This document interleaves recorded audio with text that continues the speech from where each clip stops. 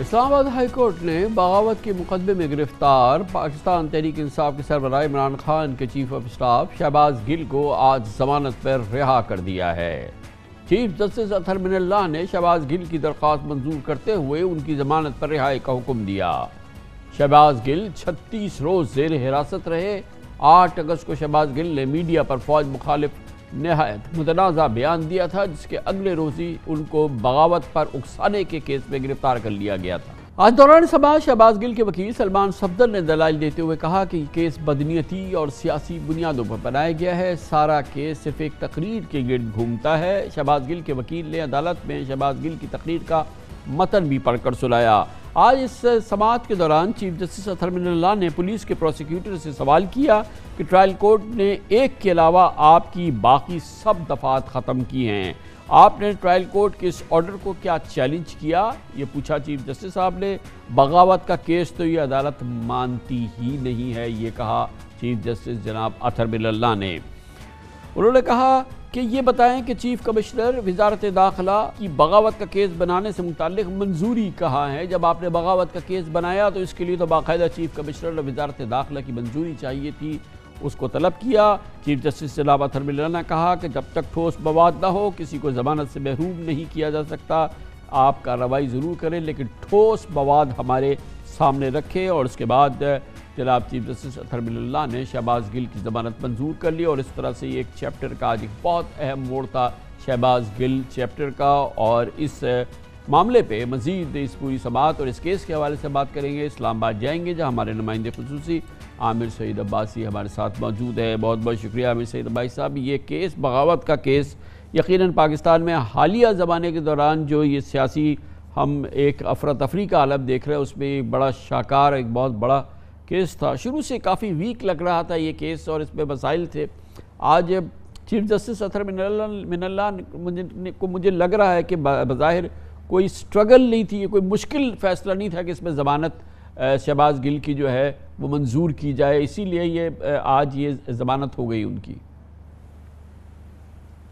بالکل کامران صاحب، اسلام آباد ہائی کورٹ بارہا یہ کہہ چکی ہے کہ اس طرح کے جو سیاسی مخالفین کے خلاف جو سنگین نوعیت کے قوانین کا استعمال کر کے یا جرائم کے الزامات لگا کر جو مقدمات درج کرنے کا رجحان ہے، یہ بہت بڑی بدقسمتی ہے کہ جب بھی لوگ اقتدار میں ہوتے ہیں تو وہ ان سنگین جرائم کے الزامات لگاتے ہیں اپنے سیاسی مخالفین پر اور مقدمات قائم کرتے ہیں، اور یہ بہت افسوسناک امر ہے۔ اور یہی ہوا کہ آج اسلام آباد ہائی کورٹ نے جو شہباز گل کیس تھا اس میں اہم سوالات یہ اٹھائے کہ کیسے سنگین غداری کا جو مقدمہ ہے وہ بنایا جا سکتا ہے ایک شہباز گل کے خلاف۔ عدالت نے یہ کہا کہ ان کی جو تقریر ہے اس میں یا تو اس تقریر کے بعد کوئی ایسے حالات خراب ہو گئے ہوں، بہت زیادہ ملک میں ایک افراتفری کا عالم ہوا ہو، تو تب تو اس جرم کی یا اس دفعات کے لگانے کی کوئی سمجھ آتی ہے۔ لیکن ایک شخص نے ایک بہت افسوسناک عدالت نے یہ کہا کہ کسی بھی طریقے سے اپریشیٹ نہیں کیا جا سکتا ان کی تقریر کو، بلکہ وہ ایک انتہائی غیر ذمہ دارانہ، غیر مناسب اور ایک نفرت انگیز تقریر تھی۔ لیکن عدالت نے یہ بھی کہا کہ سیاسی جماعتوں کو بھی بہت احتیاط کرنی چاہیے ہماری آرم فورسز سے متعلق بات کرتے ہوئے یا سیاست میں ان کو گھسیٹتے ہوئے۔ لیکن عدالت نے کہا کہ اس ساری صورتحال کے باوجود بھی یہ غداری کا مقدمہ یا جو سیڈیشن یا میوٹنی کا مقدمہ ہے اس کا کوئی جواز نہیں پیش کیا جا سکتا۔ تاہم عدالت نے کہا کہ کیونکہ ہم ابھی ضمانت کو فیصلہ کر رہے ہیں اور ضمانت کسی بھی صورت ان کو محروم نہیں کیا جا سکتا ضمانت سے، اور عدالت نے 4 بنیادی سوالات اٹھائے۔ عدالت نے یہ کہا کہ کیسے یا تو شہباز گل نے کسی آرم فورسز کے کسی رکن سے رابطہ کیا ہو، اگر اس کا کوئی ناقابل تردید شواہد ہوں تو اس کے اوپر عدالت ان کی ضمانت سے ان کی ریجیکٹ کر سکتی ہے درخواست، یا تو یہ خدشہ ہو کہ شہباز گل دوبارہ آ کے یہ جرم کریں گے تو اس خدشے کا بھی اگر اظہار کیا جائے تو تب بھی ان کی ضمانت نہ دی جائے۔ عدالت نے یہ بھی کہا کہ اگر جو خدشہ ہو کہ شواہد ٹیمپر کر سکتے ہیں شہباز گل تو پھر بھی ان کو ضمانت سے محروم کیا جا سکتا ہے، لیکن عدالت نے کہا کہ اگر ایسی کوئی بات نہیں ہے تو پھر عدالت اس بارے میں ان کی ضمانت منظور کرتی ہے۔ اور 5 مگر اس کے ساتھ ہی عدالت نے خاص طور پہ آج مینشن کیا جو ٹرائل کورٹ میں اس حوالے سے جو معاملہ ہوا ہے، ظاہر ہے کہ وہ کورٹ جہاں پر یہ پورا مقدمہ چلا ہے، شروع میں چل بھی رہا ہے، جو اصل جگہ ہے وہاں پر بھی پولیس کی کیس کی خامی اور اس بغاوت کے کیس کی خامیاں جو ہیں وہ آیا ہوئی ہیں، اور ٹرائل کورٹ نے ان کو ہائی لائٹ کیا ہے۔ جی بالکل کامل صاحب، ٹرائل کورٹ نے جو 13 دفعات شامل کی گئی تھی اس ایف آئی آر میں، اس میں سے 12 دفعات کو تو بہت انٹرم سٹیج کے اوپر یہ کہا کہ اس میں ان کا جرم نہیں بنتا. صرف ایک جو سیکشن 131A تھی اس کے تحت یہ کہا گیا کہ آرم فورسز کو جو ان کو بغاوت پر جو اکسانے کا الزام ہے اس میں عدالت نے ان سے اتفاق نہیں کیا تھا، اور اسی وجہ سے ٹرائل کورٹ نے ان کی ضمانت مسترد کی تھی. تو عدالت نے یہ کہا کہ ہماری جو آرم فورسز ہیں وہ اتنی کمزور نہیں ہے کہ وہ کسی کے بیان سے متاثر ہو جائیں، اور آرم فورسز جو ہے وہ بہت ہی ایک ڈسپلن ہماری آرگنائزیشن ہے، اور وہ کسی بھی طریقے سے کسی کی سپیچ یا کسی کے کہنے سے ان میں کسی بھی طریقے سے ڈسپلن خراب نہیں ہو سکتا. تو عدالت نے یہ کہا کہ جو ٹرائل کورٹ ہے اس نے بالکل درست جو ہے وہ آرڈر پاس کیا تھا، اور نہ ہی اس کو پولیس نے کہیں پر چیلنج کیا ہے. تو عدالت نے یہ کہا کہ اگر آپ نے اس کو چیلنج نہیں کیا تو آپ نے تو یہ تسلیم کر لیا ہے کہ جو 12 سیکشنز پہ عدالت نے جو فیصلہ ٹرائل کورٹ نے دیا تھا کہ ان کو ختم کیا جائے یا ان کی بنیاد کے اوپر ضمانت دی جا سکتی ہے، تو وہ تو آپ نے چیلنج نہیں کیا، لہٰذا آپ نے اس کو تسلیم کر لیا. جو 13ویں دفعہ تھی اس کے اوپر عدالت نے کہا کہ اس کی بنیاد کے اوپر بھی شہباز گل کو ضمانت سے محروم نہیں کیا جا سکتا، اور عدالت نے اب تفصیلی فیصلہ جاری کرنا ہے، اور اس تفصیلی فیصلے میں عدالت اس بات کی بھی وضاحت ضرور کرے گی کہ یہ جو اس طرح کے سنگین جرائم کے الزامات لگا کر مقدمات قائم کرنے کا سلسلہ ہے یہ اب بند ہو جانا چاہیے، کیونکہ عدالت بارہا یہ کہہ چکی ہے کہ اس طرح کے جو غداری اور بغاوت کے جو الزامات عائد کر کے کسی کے خلاف بھی مقدمہ قائم کرنے کا جو سلسلہ ہے اب یہ ختم ہو جانا چاہیے، کیونکہ جب بھی لوگ اقتدار میں آتے ہیں تو وہ اس طرح کے قوانین کا استعمال کرتے ہیں، بعد ازاں کہتے ہیں. یہ وہی معاملہ ہے جس میں عمران خان پر دہشت گردی کا مقدمہ قائم ہے.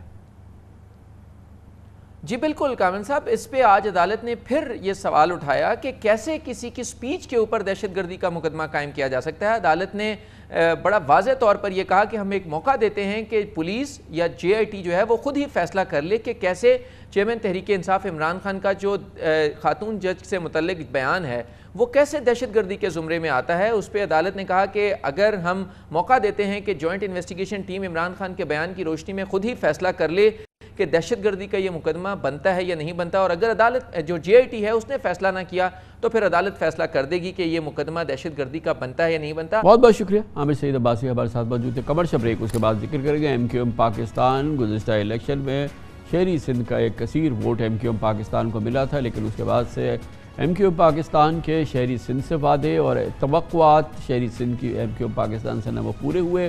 اس کے بعد ایم کیو ایم پاکستان نے یہ حکومت جوائن کر لی، پاکستان پیپلز پارٹی سے ایک نیا معاہدہ کیا، اس کا بھی ایک بھی وعدہ پورا نہیں ہوا، اور اب ایم کیو ایم پاکستان کی شکایت یہ ہے کہ اس کے کھوئے ہوئے کارکنان مل گئے ہیں مگر لاشوں کی شکل میں ہیں. اس کی بات کرتے ہیں چھوٹے سے وقفے کے بعد. ویسے تو ایم کیو پاکستان اپنی تشکیل کے وقت سے کبھی بھی ایک کوئی بڑی مضبوط متحد جماعت کبھی بھی نہیں تھی، مگر آج کل تو یہ اندرونی خلفشار اور پارٹی میں گروپ بندی بے پناہ ہو چکی ہے، اور اب ایسا لگتا ہے کہ اس کے چل چلاؤ کا زمانہ ہے. یہ پارٹی 2018 کے الیکشن تک ملک کی چوتھی اور سندھ کی دوسری بڑی سیاسی جماعت تھی، اور اپنی ساکھ کے حوالے سے اب اس کی ساکھ اس وقت ایسا لگتا ہے کہ تحلیل در تحلیل اور تحلیل ہو چکی ہے. سیاسی ماہرین کہتے ہیں کہ اب اس جماعت کا آخری ایکٹ کھیلا جا رہا ہے، اور اس جماعت کو اب کسی سطح پر سنجیدگی سے نہیں لیا جا رہا، خاص طور پہ پاکستان کے سب سے بڑے شہر کراچی میں، جو کہ کبھی ایم کیو ایم کا گڑھ سمجھا جاتا تھا. ایم کیو ایم اور کراچی لازم و ملزوم تھے.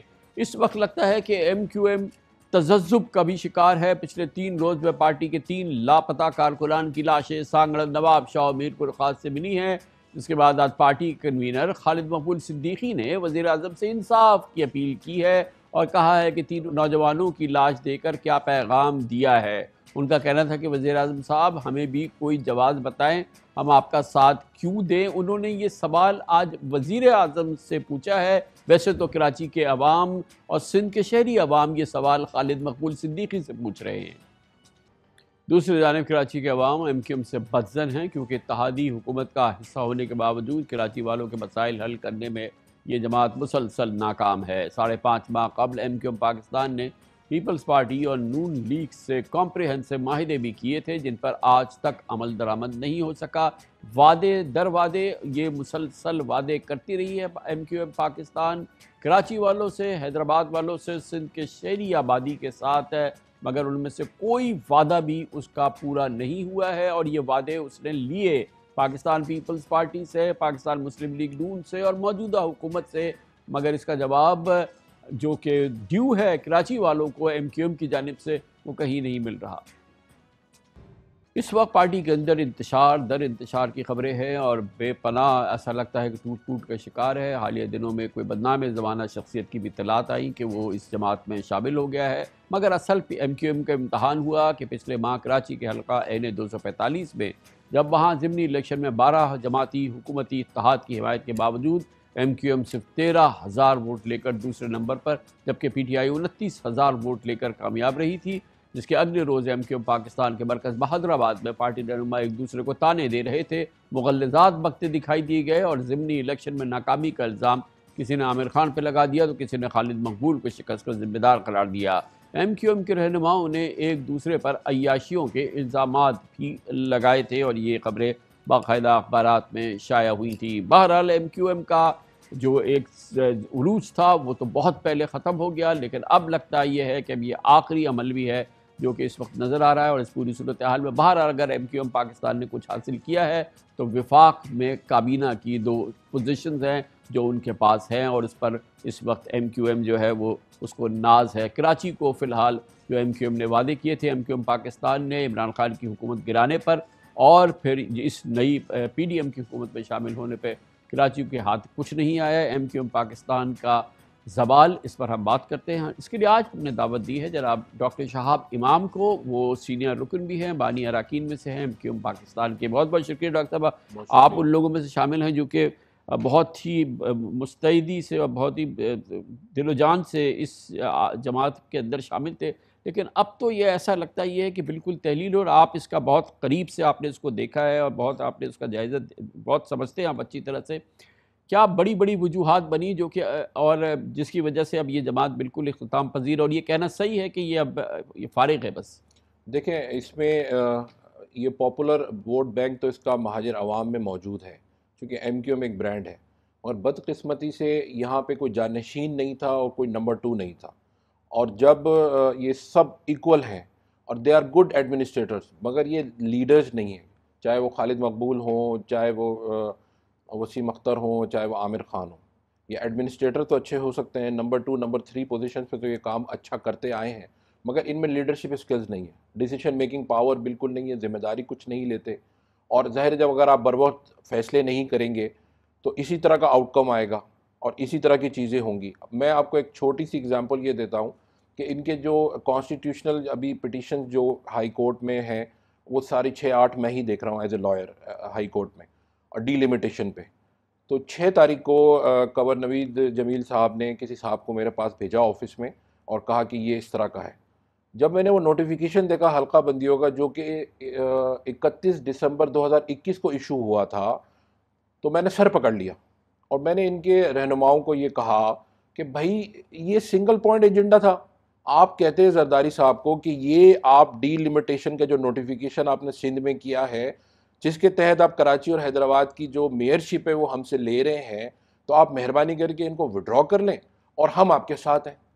15 پوائنٹ اور 18 پوائنٹ اور 20 پوائنٹ کے معاہدے، پہلا معاہدہ بے نظیر صاحبہ کے ساتھ 1988 میں کیا تھا، اور وہ 57 اس کے کلوزز تھے، وہ حیدر رضوی اور میں نے کیا تھا، ہم اے بی ایم ایس میں ہوا کرتے تھے اس زمانے میں۔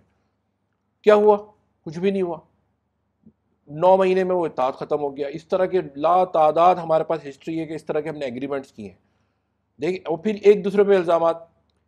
31 کو وہ ایشو ہوا، 6 تاریخ کو M Q M legal aid committee نے اور ان کا الیکشن سیل ہے اس نے اس کو چیلنج کر دیا ہائی کورٹ میں، اور ان کے پاس اتنی کوارڈینیشن نہیں تھی کہ یہ حلقہ بندیوں کے نوٹیفیکیشن کو عدالت سے یہ پولیٹیکل ایک ایشو تھا جو کہ پولیٹیکل ٹیبل پہ ان کو صرف یہ کہتے کہ آپ اپنے 2 شہروں کی میئرشپ یہ بچا لیتے اس نوٹیفیکیشن کو کلعدم کرا کر۔ وہ بھی سرنڈر کر چکے ہیں، وہ تو انہوں نے بات ہی نہیں کی، ان کو پتہ ہی نہیں تھا کہ اس طرح کا کوئی نوٹیفیکیشن ہے، آنیاں جانیاں تھیں، لوگ آ رہے ہیں جا رہے ہیں، ملاقات ہو رہا ہے، فوٹو سیشن ہو رہا ہے، خوش ہو رہے ہیں کہ جی پبلک ہمیں دیکھ رہی ہے ٹی وی کے دیکھیے، اوپر۔ مگر اس کے بعد اصل وجہ تو یہ ہے کہ at the end of the day Karachi, Hyderabad, یہ شہری سندھ جو ہے وہ بری طرح سے متاثر ہو رہا ہے نا، حق تو اس کا تھا اور اس کو کیا کچھ مل سکتا تھا، اسی ایم کیو ایم نے اب آج یہ صورتحال اس پر یہ خالد مقبول کی ایم کیو میں ہے، فیصل سبزواری ان لوگوں کی ایم کیو میں ہے، پچھلی دفعہ الطاف حسین کی تھی، ڈاکٹر عشرت العباد تھے، یہ تمام لوگ تھے۔ یہ نقصان تو مسلسل کراچی کا ہوتا چلا جا رہا ہے نا، اور یہ فائدہ صرف جو ہے ان جماعتوں کا ہو رہا ہے جن کا کہ کراچی پہ کوئی نہ حق ہے نہ ان کو کبھی کراچی سے کوئی ووٹ ملا، اور اس طرح سے کراچی کے تمام جو حقوق ہیں یا جو اس کے اس کی جو اس کا استحقاق ہے وہ سب ضائع ہو چکا ہے۔ وہ سارا ضائع ہو چکا ہے۔ دیکھیں کراچی شہر کی بدقسمتی یہ ہے، ہسٹوریکلی آپ دیکھیں کہ یہ ہمیشہ اپوزیشن میں رہا ہے۔ یہ شہر جب ذوالفقار علی بھٹو صاحب کی گورنمنٹ تھی تو یہاں جماعت اسلامی اور جمعیت علماء پاکستان کے لوگ تھے۔ یہ اس شہر کی بدقسمتی یہ ہے کہ یہ جو ووٹ جس کو دیتے ہیں وہ پاور میں نہیں ہوتا۔ پلس یہ کہ دیکھیں ایم کیو ایم کو جو ایبسولوٹ پاور ملا تھا وہ 2002 سے 2008 تک کا تھا، مگر اس میں بھی ارباب رحیم صاحب نے جو چیف منسٹر تھے انہوں نے پابندی لگا کے رکھی ریکروٹمنٹ کے اوپر، اور ان کے پاس یہ اس وقت اتنا ان کے پاس وہ ہینڈل تھا کہ یہ چیزوں کو مینور کرتے اور وہ پابندی کھلواتے، اور 1.5-2 لاکھ جو نوکریاں تھیں وہ اس نے بچا کے رکھی ارباب رحیم نے۔ اور پیپلز پارٹی کی جب گورنمنٹ آئی تو اس نے پھر کوٹا سسٹم کو بالائے طاق رکھ کے، لوگ کہتے ہیں کہ جی کوٹا سسٹم ختم ہونا چاہیے۔ کوٹا سسٹم 1973 میں ہماری قبر تھی، اب وہ ہمارے لیے خندق ہے، چونکہ اب ہمیں یہ ان سے ڈیمانڈ یہ کرنی چاہیے کہ جو شہری سندھ کے اصل لوگ ہیں ان کے ڈومسائل پہ ان کو نوکریاں دی جائیں، اور 40% ہی ہمیں دے دیں، 40 نہیں تو 20% ہمیں دے دیں۔ ابھی تو ہو یہ رہا ہے کہ 100% جو ہے وہ ریکروٹمنٹ ان ڈومسائل کے لوگوں کی ہو رہی ہے جن کا سندھ اربن کے سے کوئی تعلق نہیں ہے۔ Even civil C S S cadre میں ایک بھائی آتا ہے سندھ رورل سے، ایک بھائی آتا ہے سندھ اربن سے۔ بہت بہت شکریہ ڈاکٹر شہاب امام ہمارے ساتھ موجود تھے، ایم کیو ایم کی بپتا سنا رہے تھے، اور وہ ایم کیو ایم پاکستان جو کہ اب شاید اختتام پذیر مراحل کے اندر نظر آتی ہے، حالات تو یہی بتا رہے۔ کمرشل بریک، اس دوران نیوز ہیڈ لائنز دیکھیں، اس کے بعد ہم اپنے پروگرام کے باقی حصے کے ساتھ واپس آتے ہیں۔ کئی ماہ سے پاکستان کی انتہائی بیمار معیشت آئی ایم ایف کی مدد کی، آئی ایم ایف کی آکسیجن کی منتظر تھی، مگر آئی ایم ایف کی مدد آئی، آکسیجن آ گئی، مگر پاکستان کی معیشت آئی سی یو سے باہر نہیں آئی ہے۔ آئی ایم ایف پروگرام بحالی کے بعد گمان تھا کہ ڈالر سستا ہو جائے گا، ڈالر اور روپے کی قدر میں قرار آ جائے گا، مگر ایسا کچھ نہیں ہوا۔ دوست ممالک اور عالمی مالیاتی اداروں کی فنڈنگ کی ریل پیل کی اطلاع تھی، ایسا بھی نہیں ہوا۔ مہنگائی کے طوفان کا زور ٹوٹے گا جبکہ کاروبار اور مارکیٹس کو بھی قرار ملے گا، لیکن سب تبدیلیں اور سب اندازے غلط ہوئے ہیں، سب تخمینے الٹ گئے ہیں۔ دوست ممالک کا آسرا تھا، اب بھی صرف آسرا ہے۔ نتیجتاً پاکستان اس وقت پہلے سے زیادہ معاشی بھوچال کی زد میں ہے، فوریکس مارکیٹ میں بھگدڑ مچی ہوئی ہے۔ 2 ہفتے قبل آئی ایم ایف پروگرام کی منظوری کے وقت ڈالر 220 روپے کا تھا، جو اب 16 روپے مہنگا ہو کے 235 روپے 88 پیسے کا انٹر بینک ہو چکا ہے، جبکہ اوپن مارکیٹ میں تو ڈالر 245 روپے میں بھی نہیں مل رہا۔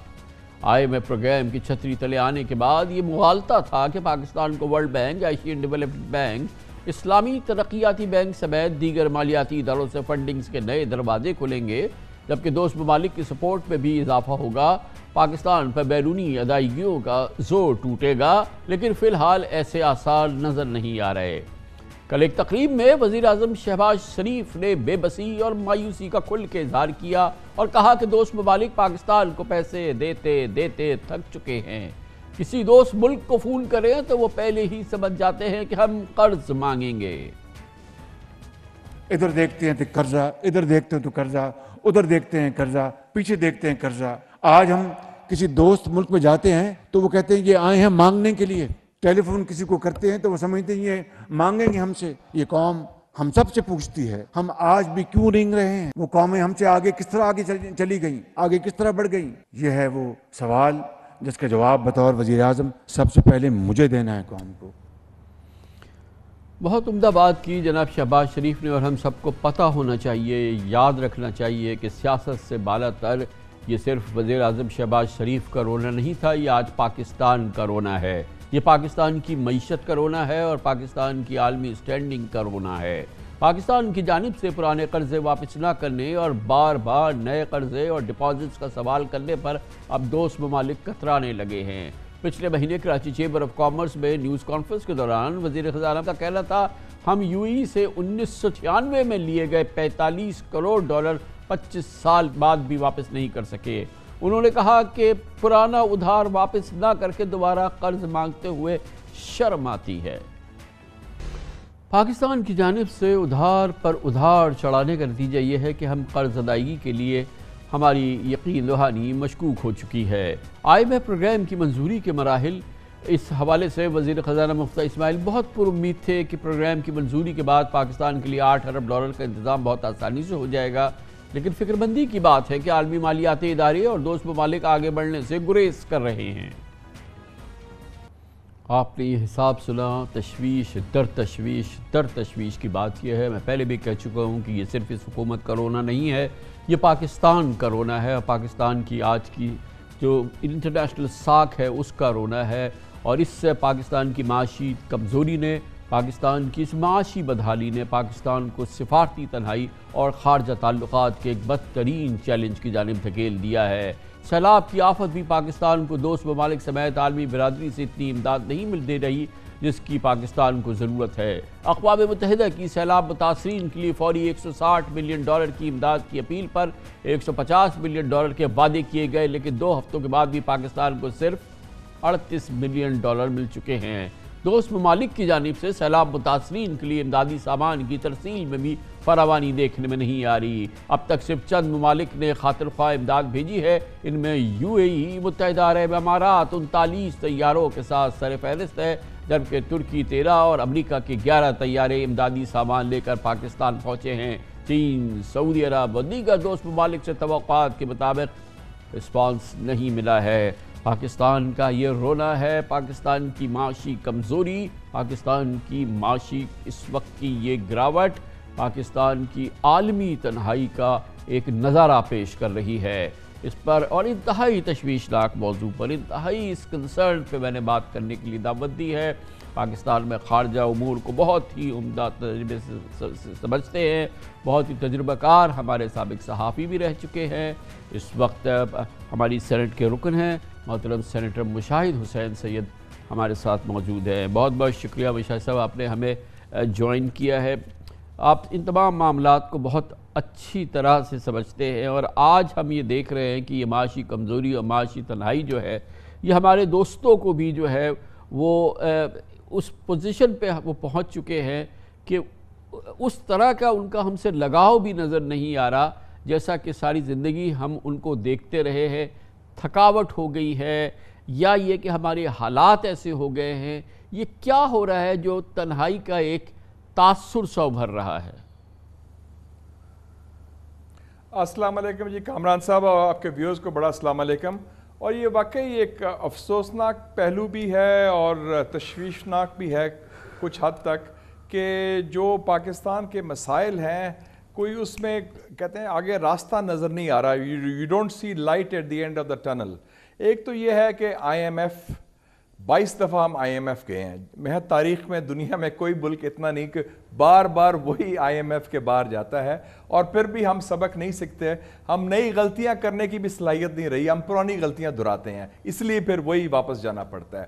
دوسرا پھر ایک جیسے آپ نے بھی کہا تھکاوٹ، ایڈ فٹیک بھی ہو گئی ہے، ہم انہی لوگوں سے مانگتے ہیں، 3-4 ملک ہی ہیں، یونائٹڈ عرب ایمریٹس ہے، چین ہے، سعودی عربیہ ہے اور ترکی ہے، اب امریکہ بھی ہے، کہ انہی سے کہتے ہیں کہ ری انفورس کرو۔ پہلے بھی ان سے قرضے لیے، پہلے بھی رول اوور کرایا، انہوں نے مدد بھی کی، ہر وقت مدد بھی کی، تو پھر فلڈز بھی آ گئے، اور فلڈز میں بھی دیکھا کہ ضرور یکجہتی کا اظہار تو ہوا، لیکن اس قسم کی امداد شاید نہیں ملی جس طرح باقی ممالک کو ملتی ہے۔ ایک یہ بھی ہے کہ لوگوں کا فوکس اب یوکرین پر ہے، یوکرین کو 40 ارب ڈالر کی امداد ملی ہے امریکہ سے، صرف آپ دیکھ لیں، یورپین ممالک علیحدہ ہیں۔ تو مجموعی طور پر تاثر یہ پھیل رہا ہے کہ ایک تو معیشت کا کمزوری، اور دوسرا ایک اور بنیادی بات ہے میرے خیال میں کامران صاحب، کہ یہ ہمارے ہاں جو تصادم ہے سیاسی، اور جو ایک تقسیم ہے اور آپس میں جو چپکلش ہے، وہ ایک ان اینڈنگ پاور سٹرگل بن گیا ہے، اور اتنے بحرانوں کے باوجود، فلڈز کے باوجود، کرائسس کے باوجود، وہ ہم ایک مشترکہ موقف، قومی موقف جو عوام کی ترجمانی کرے، عوام کی امنگوں کی ترجمانی کرے، شاہد صاحب میں آپ سے جاننا چاہ رہا ہوں کہ کیا اب جس طرح سے عوام تنگ آ گئے ہیں ہماری اس منقسم اور اس ڈویسو پالیٹکس اور ایک فریکچرڈ پاکستان کا جو امیج ہے، پاکستان کے اندر سے بھی پریشان ہے اور شاید دنیا بھی اب ہم کو اس نگاہ سے دیکھتی ہے کہ پہلے آپ کا ہاؤس آرڈر میں نہیں ہے، آپ خود، اور ان کو شاید یہ بھی نہیں پتا کہ ہم ایڈ دیں گے تو کل کس کو ملے گی، کون اس کو چلائے گا، کیسے کام ہوگا، اور اس وجہ سے یہ فٹیگ نہیں ہے بلکہ دنیا کی فرسٹریشن نہیں ہے شاہد صاحب ہمارے ساتھ، اور ہمیں سب سے پہلے اپنے اس امیج کو ایک جگہ کرنا ہوگا، ہمیں پہلے اکٹھا ہونا پڑے گا۔ بالکل صحیح کہا، آپ سے میں اتفاق کرتا ہوں۔ وہ کہتے ہیں کہ پاکستان کی جو رولنگ ایلیٹ ہے، اور خاص پر چاہے وہ سیاسی ایلیٹ ہو یا گورننگ ایلیٹ ہو، انہوں نے کوئی سبق نہیں سیکھا۔ وہ ایک دوسرے کے جو مفادات ہیں، چاہے وہ ذاتی ہوں یا سیاسی ہوں یا گروہی ہوں، ان کو زیادہ فوقیت اہمیت مل رہی ہے بنسبت عوامی مفاد کے یا قومی مفاد کے۔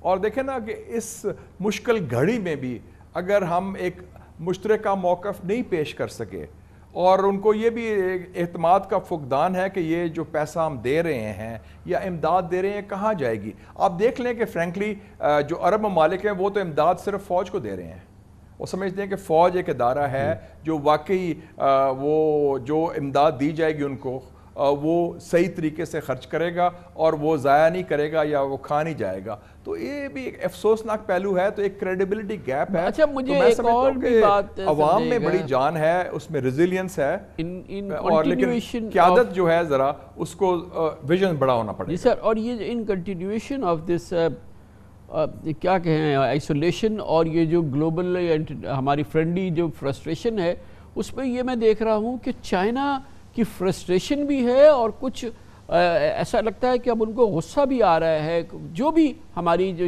کمٹمنٹس تھی وہ ہم پوری نہیں کر رہے، اپنی آبلیگیشنز پوری نہیں کر رہے یا وہ نہیں کر رہے، تو چائنا جیسا ہمارا عظیم ترین دوست بھی جو ہے وہ اس سلسلے میں اپنی جو فرسٹریشن ہے وہ اس کو چھپا نہیں رہا ہے، اور ہماری اس تکلیف میں بھی وہ اس طرح سے ہمیں امبریس کرنے کے لیے تیار نظر نہیں آتا، معاف کیجیے گا۔ دیکھیں چائنا نے ہمیشہ آپ کا ساتھ بھی دیا اور ہمیشہ مشکل گھڑی میں کھڑا بھی ہوتا رہتا ہے، لیکن وہ یہ چاہتے ہیں کہ کم سے کم دو چیزیں ہیں، کنسسٹنسی اور کنٹینیوٹی ہو پالیسی میں، مستقل مزاجی ہو۔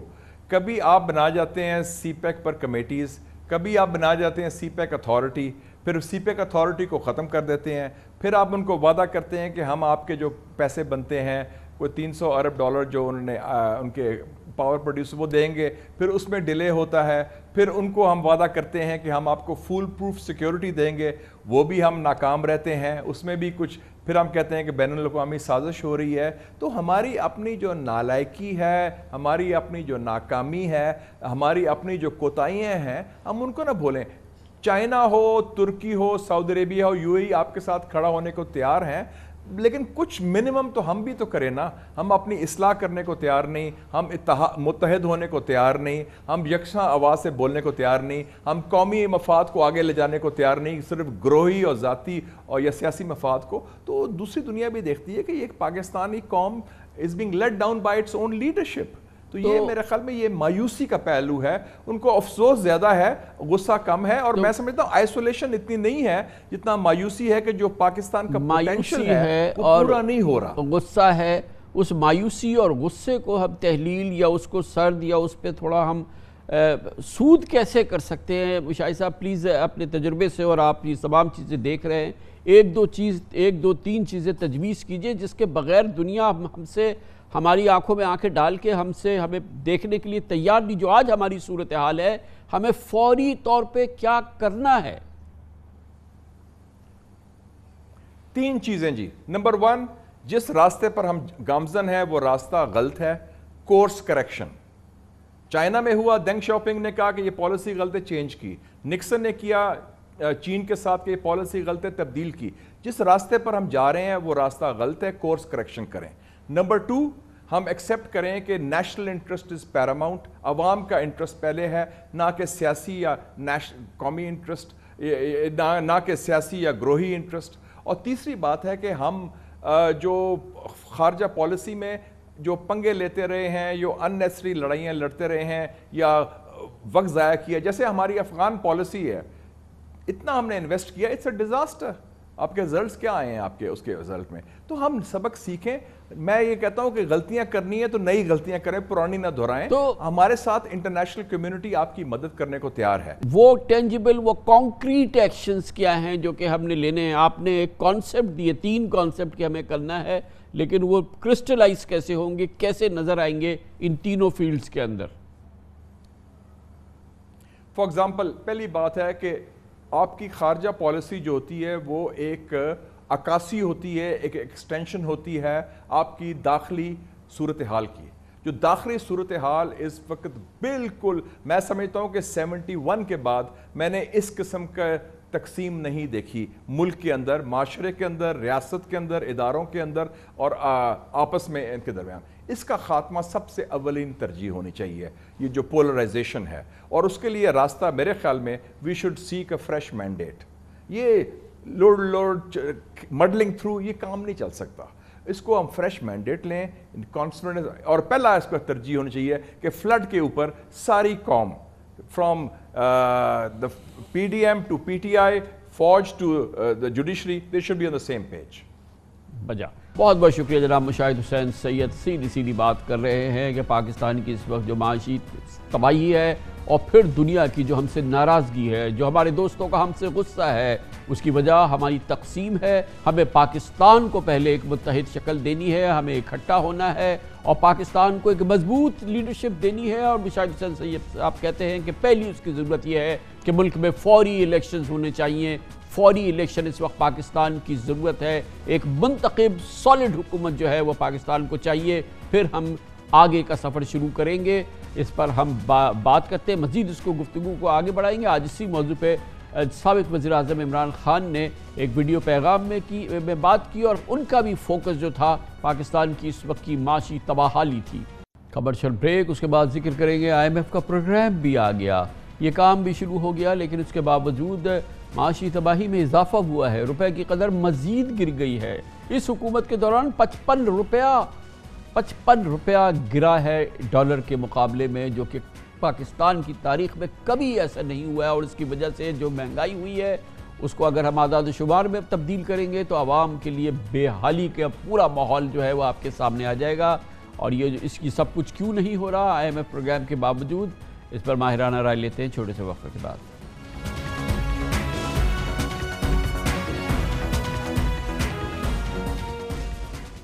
سب سے زیادہ پریشانی کی بات یہ ہے کہ IMF پروگرام کی بحالی کے باوجود پاکستان معاشی بدحالی کی دلدل میں پھنسا ہوا ہے. 1 ارب 16 کروڑ ڈالر کی قسط ملنے کے بعد بھی بیرونی ادائیگیوں کا توازن ڈگمگا رہا ہے. انٹر بینک میں ڈالر ایک بار پھر اپنے آل ٹائم ہائی ریٹ 239 روپے سے صرف 3 روپے کی دوری پر ہے. اسٹیٹ بینک میں زر مبادلہ کے ذخائر 8 ارب 80 کروڑ ڈالر کے لگ بھگ رہ گئے ہیں اور بمشکل 6 ہفتے کی امپورٹس کے لیے یہ کافی ہیں. انٹرنیشنل مارکیٹ میں پاکستانی بانڈز کی قدر بڑی تیزی سے گر رہی ہے. اسٹیٹ بینک کمرشل بینک کو امپورٹس LC کھولنے کے لیے ڈالر فراہم نہیں کر پا رہا ہے، جس کی وجہ سے صنعت و کاروبار کا پٹا بیٹھ رہا ہے.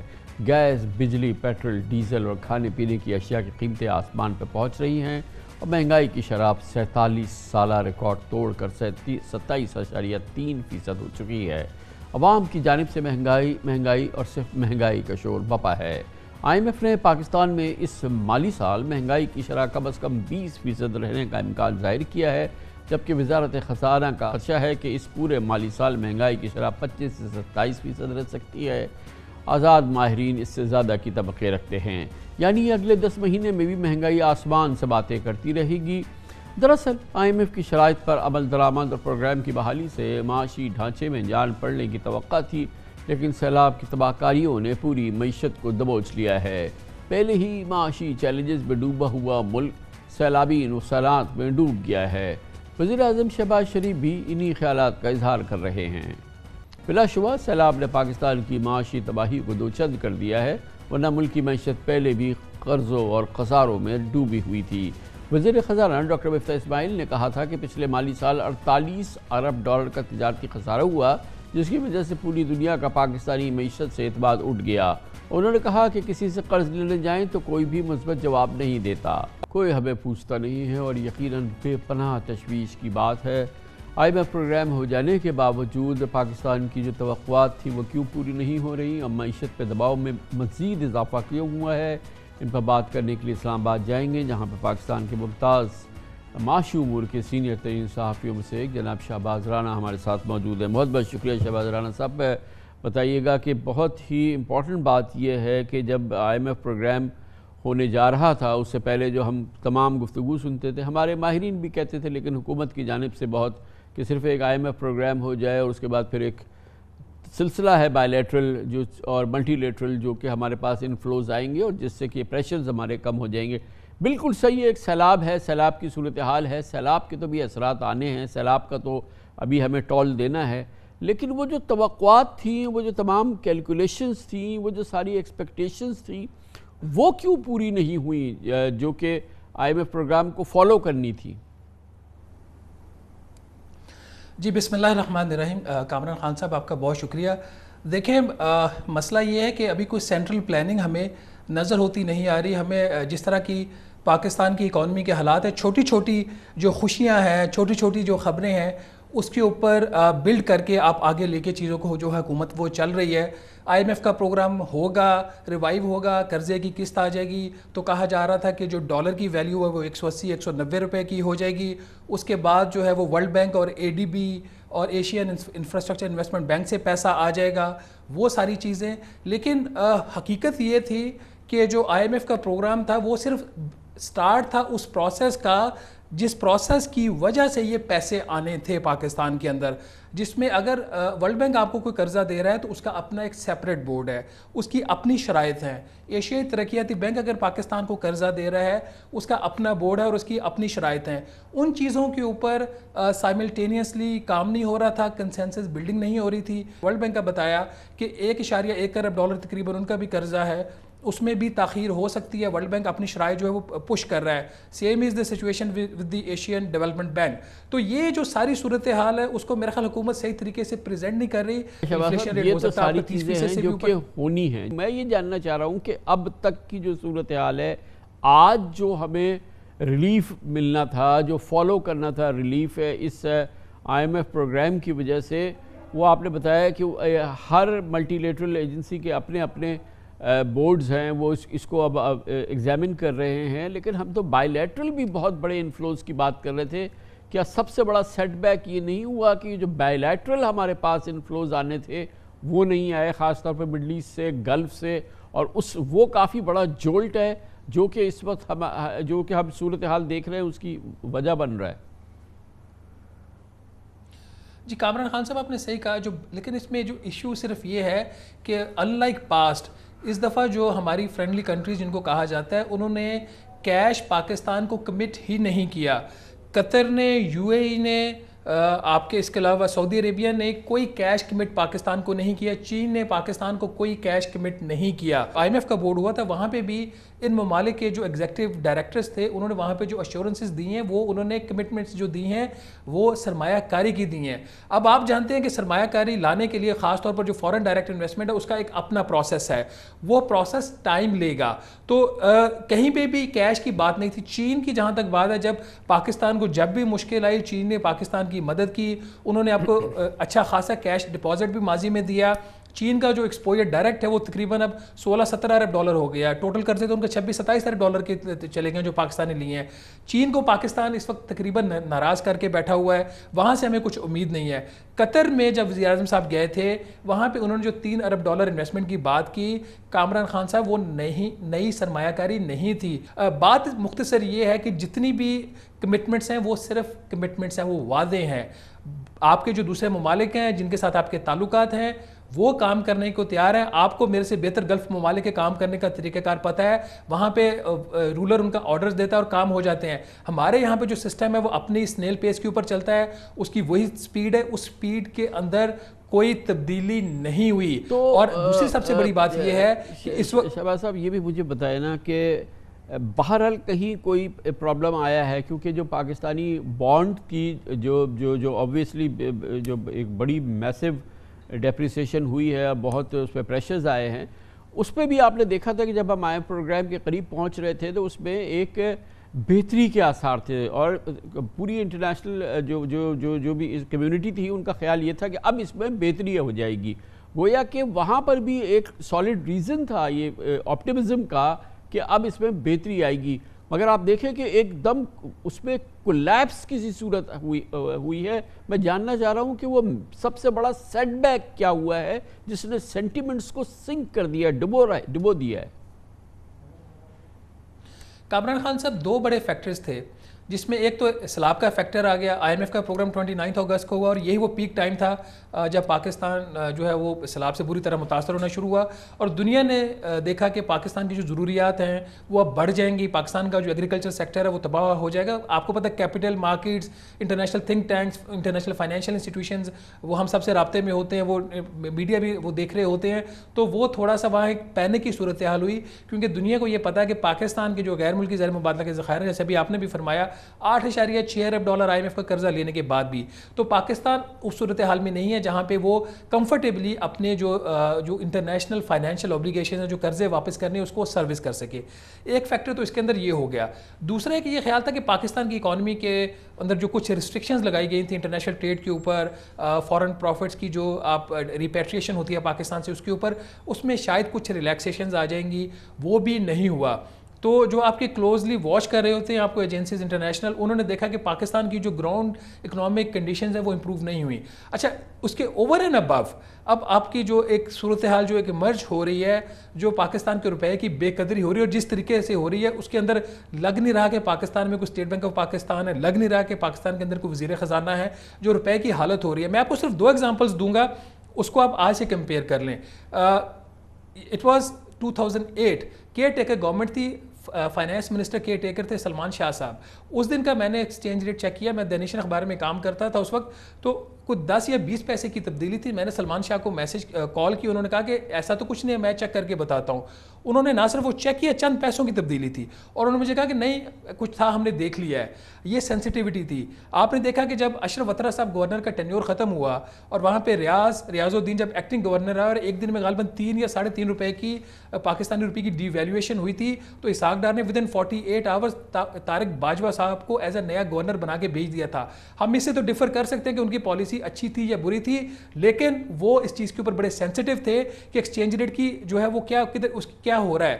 پاکستان میں آج روزانہ 3 روپے آپ کے روپے کی قدر میں کمی ہو رہی ہے، جس کی وجہ سے آپ کے ملک میں مہنگائی بے تحاشا ہو رہی ہے. بجلی کی قیمتیں، گیس کی قیمتیں آگے بڑھنے جا رہی ہیں، آپ کے فیول پرائسز کا اوپر نیچے ہونا، آپ کی ہر چیز، آپ کی 80% تو جو آپ کی انٹرمیڈیری اور را مٹیریلز امپورٹڈ ہیں.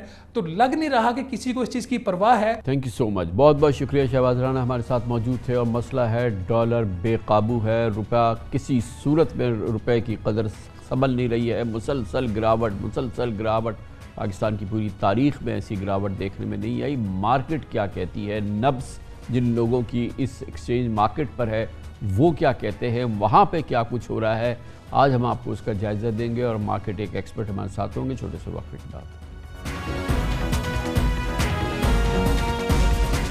IMF پروگرام کی بحالی کے بعد بھی پاکستانی روپے کو مسلسل مار پڑ رہی ہے اور ڈالر مہنگے سے مہنگا ہوتا جا رہا ہے. آج انٹر بینک میں ڈالر 235 روپے 88 پیسے کا ہو گیا، جبکہ اوپر مارکیٹ میں تو ڈالر 245 روپے کا بھی مشکل سے مل رہا تھا.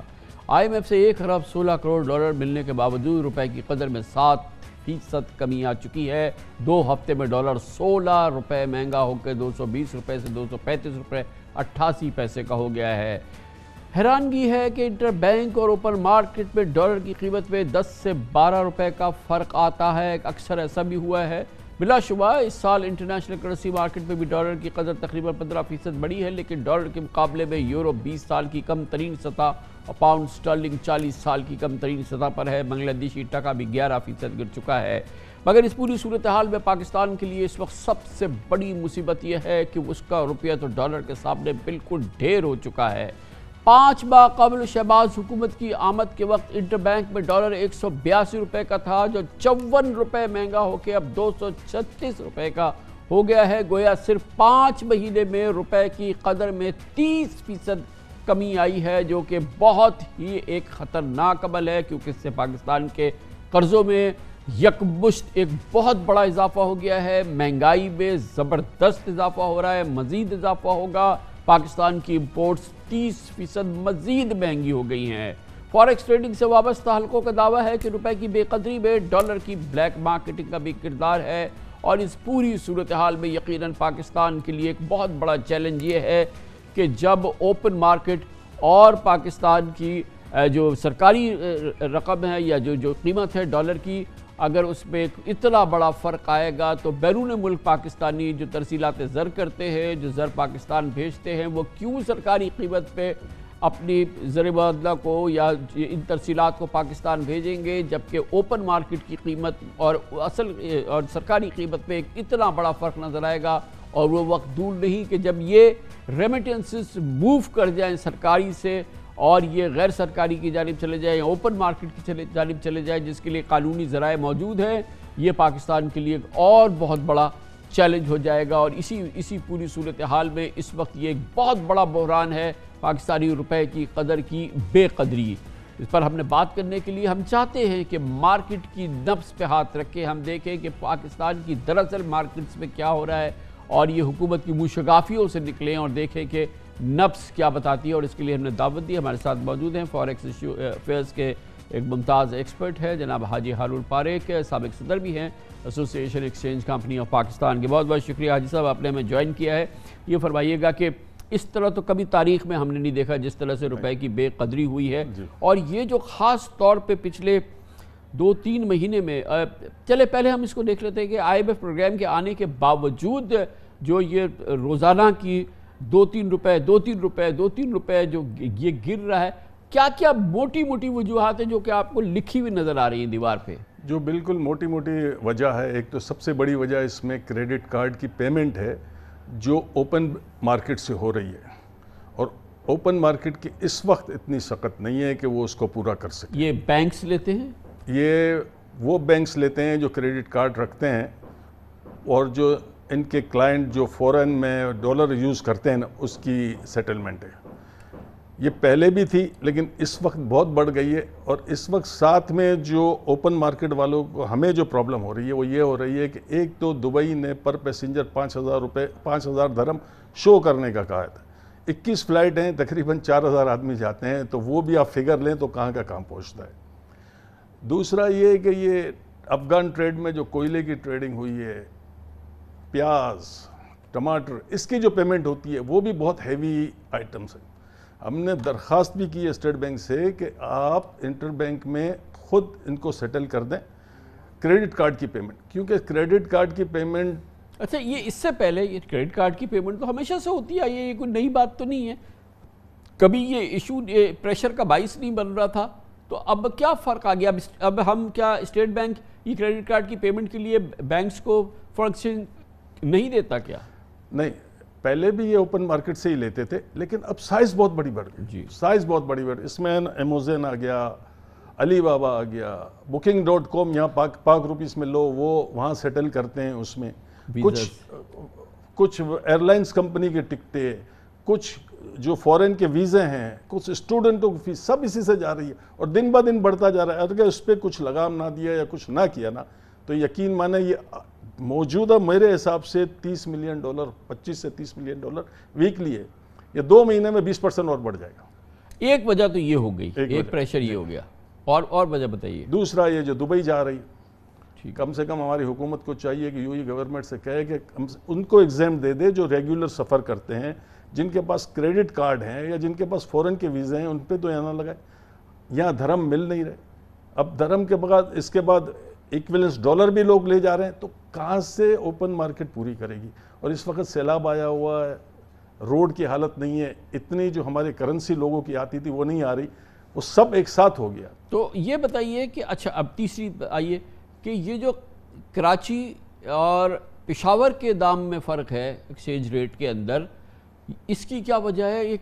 کوئی ایک آدھ پیسے کا کچھ فرق ہو، 2-5 پیسے، 20-25 پیسے کا فرق ہو، یہ تو روپوں میں فرق ہے۔ روپوں میں فرق اس لیے ہے کہ جس طرح سے آپ نے بھی سنا ہوگا کہ کوئلہ جو ہم نے خریدا ہے پاک روپیز میں، افغانستان والے آ کے اس سے پشاور میں ڈالر بائی کرتے ہیں اس پاک روپیز سے، اور ان کے لیے 1 آدھ روپیہ مسئلہ نہیں ہے، 2 روپے مسئلہ نہیں ہے. اسی طرح پیاز، ٹماٹر اور کچھ کھانے پینے کی چیزیں ہیں وہ وہاں جا کے وہاں پیمنٹ کرتے. اس کا تو سیدھا حل ہے کہ پیمنٹ سیٹلمنٹ کر کے گورنمنٹ کو ایسا انتظام کر دیں کہ وہ ایکسچینج کمپنی سے لے لیں تاکہ سب ریگولر بھی ہو اور پتہ بھی چلے کہ کتنا وہاں جا رہا ہے اور وہاں پینک بھی نہیں پھیلے. یہ پینک پھیلتی ہے اس سے.